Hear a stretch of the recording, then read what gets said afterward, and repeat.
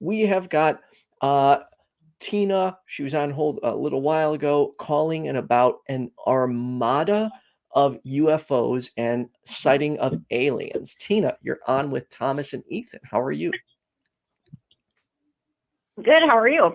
Good. Thank you. First of all, thank you for waiting on hold so long. Really appreciate it. No problem. So what did you want to talk about? Okay, so it was something that I seen in the middle of the night, on the way from one place to another, I guess. I was going from Grants, New Mexico to Farmington, New Mexico, and I was on the part of the road that is in a place called Crown Point, and it's really close to the Indian reservation. Okay. And I was looking out the window, and I started seeing UFOs. Like, some of them were hovering above the ground. Some of them were like flying in the air. Some of them were like a bright orange color, like hot steel. And some of them were like shaped differently. Like, the only way I can explain it would be like seeing a 57 Chevy and then seeing a 1980 Trans Am and then seeing a 2000 whatever Ford truck. They were all different, types and sizes. And there was just tons of them. Some of them were huge, like the football field one. Okay. And some of them were small, like about as big as the house. And so I'm freaking out, and the person that's driving me is just driving, like, oh, wow, yeah, I see that, or like, big deal. And so then he decides that he needs to go pee, and he's going to pull over. And I'm like, please do not pull over. And he pulled over anyways and got out. And when he got out, went around to the back of the truck, and I looked like out, catty corner out my window, and I seen two alien grays like instantly appear behind a fence line. When you say from the truck, Tina, when you say grays, are you referring to like the like what we commonly see in like on like news media and shows, like a gray, bald-headed, like taller alien? It was a short one, but yeah, gray. And it was dark, so that's another reason that I say it was gray, but because that's the color that I seen at night. And I just got this feeling of impending doom that came over me, and it was like, get out of here now type feeling. And so, I went into shock. I started locking the doors of the truck, and my boss is like, let me in. And I'm like, no, because I didn't even want to open the door for a second. But finally, he yelled at me, and I opened the door, and he got in. And so we're just driving really fast down the road. We take off, and this UFO comes right over the top of us. We're probably going about 55 miles an hour, and it was like slow motion. It went over the front of the hood to the back of the truck. And then I looked out the rearview mirror, and I could see it was like a 2-story building, and there was like glass where you can see inside and see like shadows of those little dudes, the little grays, looking out. And then it just took off. And when was this? Excuse me? And when was this? This was in, I'd say, about 2013. 2013. And you were here in the U.S. somewhere? Yeah, it was in New Mexico. So what was your boss's reaction to it? He was just like, well, yeah, that's cool. He's like a really laid back guy. Like, nothing could impress him, really. Okay. So he literally just saw an entire armada of UFOs and then a giant 2-story one fly over the car, and his response was, oh yeah, that's cool. Yeah, well, I mean, not like that, but he's just like, yeah, cool, I see. Because I'm over here on the other side being like, oh my gosh. Yeah, I mean, I think anyone would be like, oh my God. If I saw aliens, whenever I get excited, my voice pitch goes up, as like Eric Murphy can attest. When I called in to talk to Ethan, it was dude. Like, the more excited I get, the higher my voice goes. So if I saw aliens, it would be probably the highest pitched dude on the planet. And Yeah. so were the other cars around you like stopping, swerving, getting out to take pictures? Because I mean, this is 2013, so I'm assuming you had a There smartphone wasn't. at the time. No, there was no cars. It was about 1 o'clock in the morning. Okay. It was on the stretch of the road where it's an Indian reservation. So the biggest town in between there probably had 200 people. And it was like 1 o'clock in the morning. And it was between that town and the next place, which would be Nappy. And that's a place, like a huge crop farm or whatever you call it. So there were no other witnesses. This didn't appear in the news. No one took a photo. Were you able to take a picture? No, a photo I of it? tried. Video? Yeah, I tried. I got my my boss's phone out. I had my phone. I tried to turn it on to take a picture. It would not power on. I got my boss's phone all the way over to camera, and it dies. Okay. And then so, like after this, we got to the house, and the phone comes back on again. It had battery in it. I don't know if it was because I was in shock and I was turning it off and on, or what, but it was just too weird. And so these grays, these aliens that you saw, they just like Star Trekked down and just like appeared? Or like you just looked up and you saw that they'd been there the whole time? No, I looked up and they like darted. It was like flash, like I can't explain it. They just darted. It was very fast, like within a second of maybe from 100 foot to you in like a second. And did you stare at these? Did you stare at these things, or did you like catch some movement out of like your periphery vision? No, I stared at them, and I was looking at them. But the whole time that I'm even like freaking out and locking doors, I had my head looking at them, making sure they weren't coming for me. And these aliens, they were humanoid, like they had 2 arms, 2 legs, 5 fingers, 5 toes, 2 eyeballs looking straight forward, a mouth, a nose. Yeah, they had the 2 arms, 2 legs. I don't know about the fingers, but the head, the eyes were huge, like black. Okay.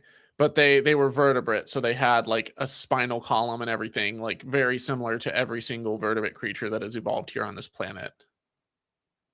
Yeah, I would say so, yes. Okay. And so do you think that it's more likely that you saw something that evolved here on this planet or something that is extraterrestrial, given the chance that things evolving exactly the same way elsewhere in the universe would probably be extremely unlikely? I seen what was a gray, and what I seen was evil, because I've seen an alien before, and I've seen a tall one. And how do you know it was evil? What I caught from, I'm sorry. How do you know it was evil? Yes, because I that's the feeling that it put off on you. I mean, have you ever had a feeling? Like a feeling of fear over something that then you're like, oh no, I just got spooked? No, not like this. Because I mean, I've had like my dog walked by or something, and I've been like, oh, and like jumped, and then I looked down, I was like, oh, it's just cute little Fluffy. Like, well, not Fluffy. I've never had a dog named Fluffy, but when you say you feel evil, what does that feel like? Like dread and doom, like it's like the worst feeling of shock and fear, and it's horrible. Like you're about to die if you don't leave, type thing. So, are you saying this feeling of evil is not the same as fear, or is it fear? It is fear. Okay. Yeah, I would say evil is fear. Okay, so they might not necessarily been evil.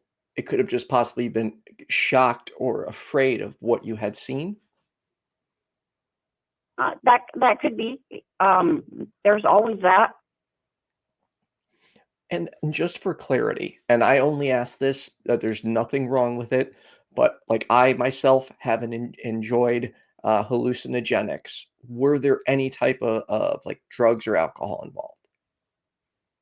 Not at all, no. Okay. But it was late at night. Yeah, it was around 1 in the morning. So, and the part of the area where I seen him at would be a prime area for an armada of UFOs to like sneak through, is because there's like canyons and washes. Mm-hmm. I mean, honest, can I be straight up front and blunt and honest with you? Sure. There isn't a place on planet Earth that is an ideal spot for an armada of football field sized UFOs to sneak through. Like, I'm sorry, but we have True. hundreds of thousands of telescopes or millions of telescopes, people prodding eyes, cell phone cameras, smartphones, satellites by the thousands orbiting around our planet, that are staring down, taking pictures of stuff, government satellites. Like, there's radar detectors, there's scanners, like almost 8 billion people on planet Earth. So for an entire armada to travel across the universe, across the galaxy to our solar system, and then just kind of slowly inch down across, kind of rural United States. I'm not saying you didn't see something or experience something, but just the last point that you said about it's an ideal place for them to slip by unnoticed. I'm gonna have to, call that out just a little bit. I understand that. I do. Also, the land where I was at they call it the Badlands, and it's like rocks that they used to be mountains, but now they're turning into sand type stuff. Mm-hmm. Or it could be that those armada of UFOs have been going there so long that the radiation got to it. Who knows? I mean, you can test that. You can take a Geiger counter out there and measure radiation levels, or you could talk to a geologist and ask how rocks break down. Like, I mean, again, this is an archaeologist. This is one of these things. Well, you wouldn't go to an archaeologist; you go to a geologist for that. But where I would caution you, because I see a lot of times people they'll start with one thing where they're like, I saw this thing or I experienced this thing, and it's unidentified. And then they'll start looking for any kind of circumstantial evidence around it. They're like, oh, and it was a pretty remote area, and the dirt is breaking down, so it's probably radiation. And it's like, that's not evidence. That's taking something that is circumstantial and trying to make it fit what you want to be true or what you want to believe.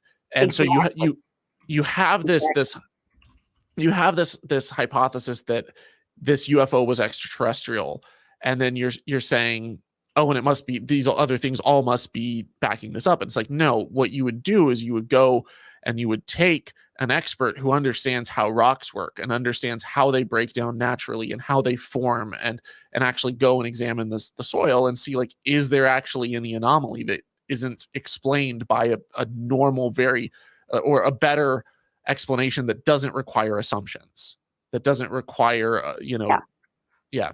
And if that's not the case, and you're like, oh, wow, there's all of these crazy anomalies and all this insane stuff, it's like, yeah, you can, at that point, you're like, what do we know? We know that there's crazy anomalies. You can't really say anything beyond that until you actually have something that is concrete evidence, empirical data that hey, look, here we have a spaceship, we have an alien, we have, video evidence that wasn't photoshopped or a hoax, or created in After Effects of them coming down and meeting the president, and it's filmed by news crews all over the world. And like the level here of, like, the quality of the evidence is not the same as what we would expect if we had first contact, or if we had at least first contact that wasn't this covert operation. And if they're trying to make it a covert operation, but they're coming in as an entire armada and just flying around the rural United States, then that would be incredibly shocking to me.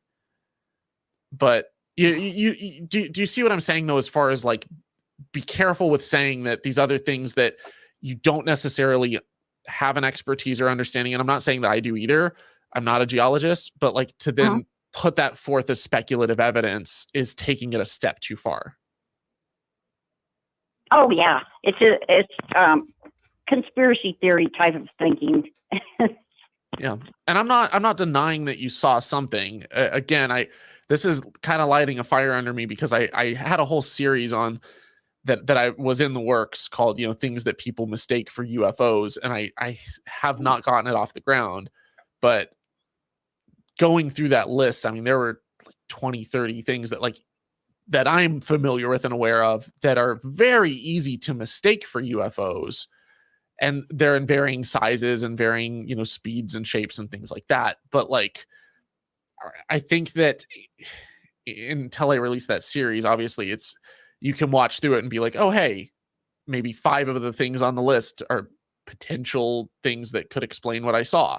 But until I do that, then it's like, I'm literally just shotgunning stuff out. And I don't think that that's necessarily going to be very productive.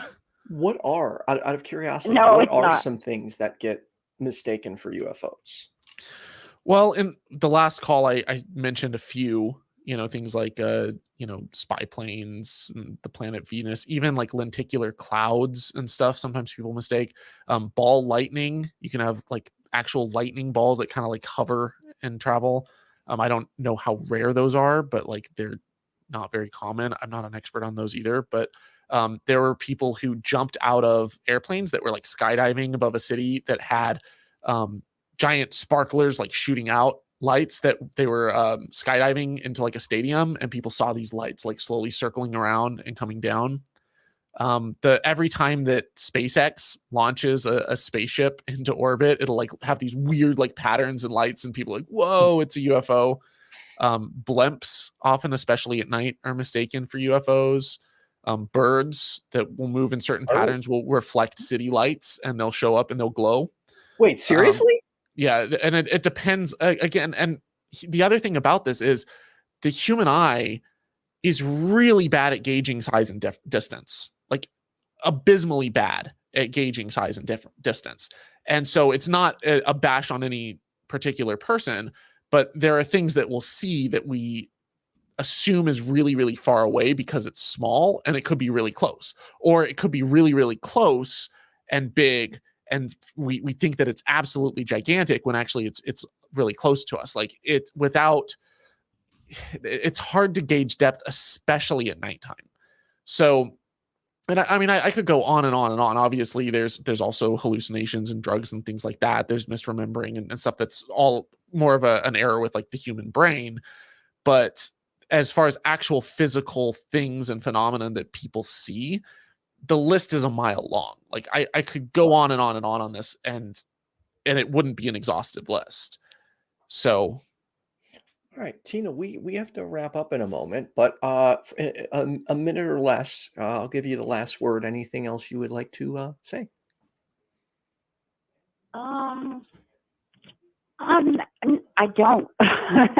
I just appreciate you guys' talk show. It's like a different spin of what I normally do. I usually watch and listen to the things that go the other way. So I thought it was pretty cool. Well, I think it's really healthy to expose ourselves to the different sides and perspectives. And I do spend time watching and absorbing the content from the other side too, so that I understand what are the claims that are being put forth and why. Same. And I think now, if I want to understand why, because I also want to understand why are the other people who are, more skeptical, what's their reasoning for not accepting it. And I think that I think you have a really cool story. I don't know what you saw. I wasn't there, and without some kind of evidence, like it's purely speculative. I'm not here to debunk you. I'm not here to say that you're wrong. I also believe that there's probably aliens out there somewhere in the universe. I have reasons to be skeptical that they visited us. And so when I hear your story, I'm like, wow, that's a really cool story. You may have seen something incredible. I don't know what it was. There's a lot of explanations for things that it could have been. Some of them may fit what you saw. Some of them may fit what you saw, but not fit what you remember. And again, if I don't know when you tuned in this call, that's not an insult on you. Like, human memory, just it does change over time. It's not perfectly static. But yeah, no, it's fascinating though. I don't want to monopolize all the time by running my mouth, but fine. Tina, I appreciate you taking the time out of your day for waiting on hold and having an open mind and engaging in a friendly conversation. No problem. Thank you. Bye.